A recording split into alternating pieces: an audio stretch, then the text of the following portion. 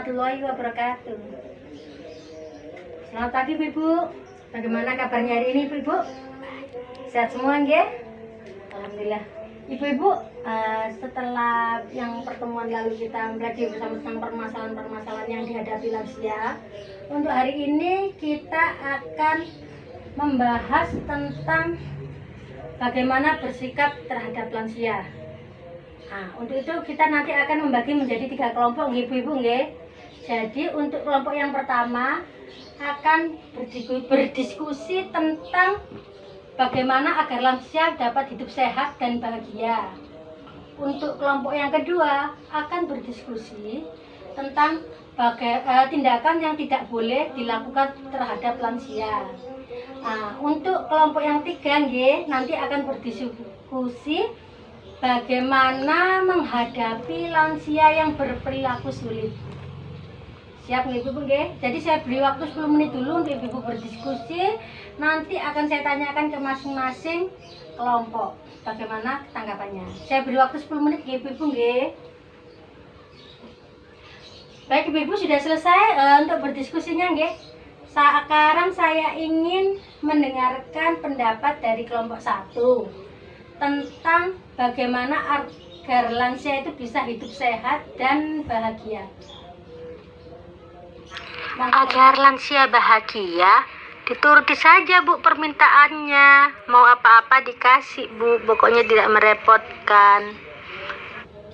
Oh gitu nggih. Agar lansianya bahagia apa-apa saja dikasih ngoten nggih. Asalkan tidak merepotkan. Baik, untuk kelompok kedua, bagaimana tanggapannya tentang tindakan apa yang tidak boleh dilakukan kepada lansia?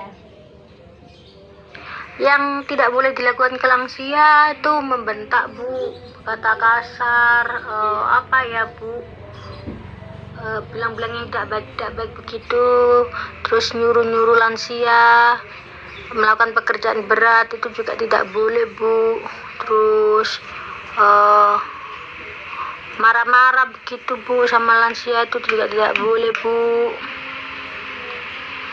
Semua yang jelek-jelek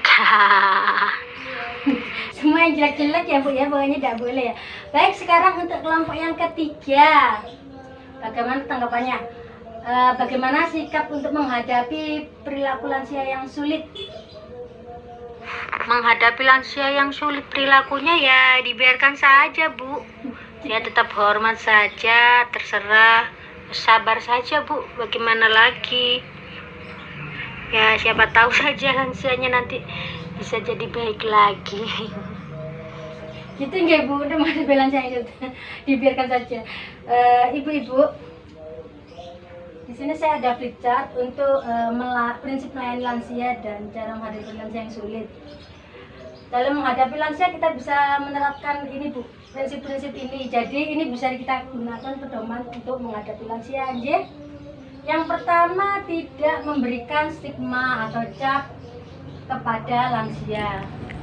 Maksudnya stigma atau cap ini jangan beri panggilan-panggilan atau julukan yang tidak baik, tidak sesuai, seperti Pak Tua, orang tua, atau kata-kata buruk lainnya. Jadi tetap perlakukan lansia dengan hormat. Jadi jangan diberikan cap atau stigma negatif, panggilan khusus yang kurang baik untuk lansia nggih. Yang kedua, tidak mengucilkan, menghindari sikap sensitif.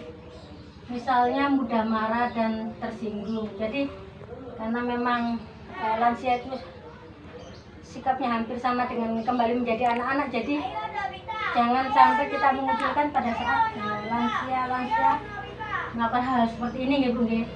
Yang ketiga yaitu tidak membesar-besarkan masalah. Yang besar-besarkan masalah artinya kita mencoba bersikap tenang biasa. Jadi jika seandainya lansia ini melakukan suatu tindakan seperti kata-kata sesuatu atau tindakan yang biasanya bersifat untuk mencari perhatian, kita biarkan Bu. Jadi selama hal itu tidak merugikan, selama hal itu tidak membahayakan jiwa si lansia, dibiarkan saja, tidak apa-apa. Yang keempat, menghindari sikap belas kasihan yang berlebihan. Nah, maksudnya menghindari sikap belas kasihan berlebihan gini. Terkadang lansia itu ingin melakukan hal sesuatu yang ia inginkan Bu. nanti karena kita kasihan, ini tidak boleh, jangan capek, itu tidak boleh. Padahal lansia ingin melakukan sendiri, seperti ingin taruh piring setelah makan, ya, ingin mau ditaruh di belakang gitu. Oh jangan, nanti capek. Kalau selama lansia itu masih bisa melakukan, tidak apa-apa Bu. Karena apa? Dengan bergerak, maka lansia itu juga akan lebih sehat daripada dia duduk saja atau diam saja. Seandainya lansianya itu ingin jalan-jalan pagi hari, itu lebih baik daripada hanya diam di rumah. Iya, maksudnya jalan-jalan pagi sekitar rumah Bu, nggak jauh-jauh juga. Lalu yang kelima, kemandirian, memberi kesempatan pada lansia menunjukkan kemampuan. Artinya lansia ini masih ingin dihargai Bu. Dia juga ingin melakukan hal-hal yang mungkin dulu pernah dilakukan di masa muda, hanya saja mungkin sudah tidak seperti dulu lagi. Mungkin terkadang lansia itu ingin membersihkan kendaraannya, atau ingin memasak. Selama hal itu tidak berat dan tidak memberatkan lansia, tidak apa-apa, karena lansia itu juga ingin menunjukkan jati dirinya Bu. Aku loh bisa melakukan ini gitu. Selama itu tidak berbahaya, tidak apa-apa. Lalu yang terakhir, keluarga sebagai sumber pemecahan masalah. Jika ada hal-hal yang berhubungan dengan lansia, sebaiknya dibicarakan dengan anggota keluarga yang lain. Jadi tidak harus ditangani sendiri, karena mungkin perlu penanganan dari orang lain. Nah, itu prinsip-prinsip yang digunakan untuk melayani lansia nggih Bu nggih.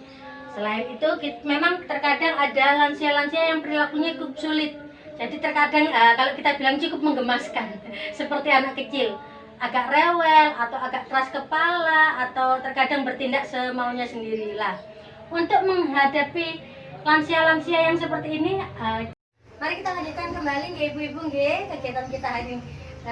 Jadi cara menghadapi lansia yang sulit perilakunya, yaitu yang pertama, tetap menghormati dan menghargai lansia sebagai orang tua kita. Bagaimanapun mereka adalah orang tua kita yang wajib kita hormati dan kita hargai.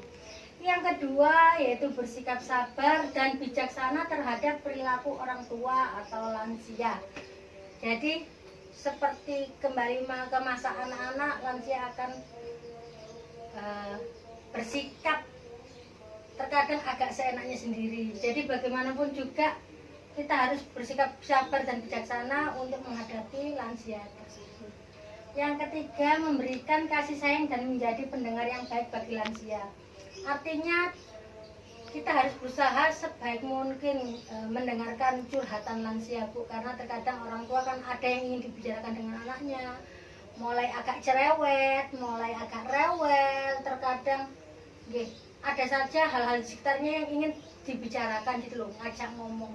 Monggo kita berikan kasih sayang dengan bentuk perhatian kita itu dengan mendengarkan apa yang beliau ingin bicarakan.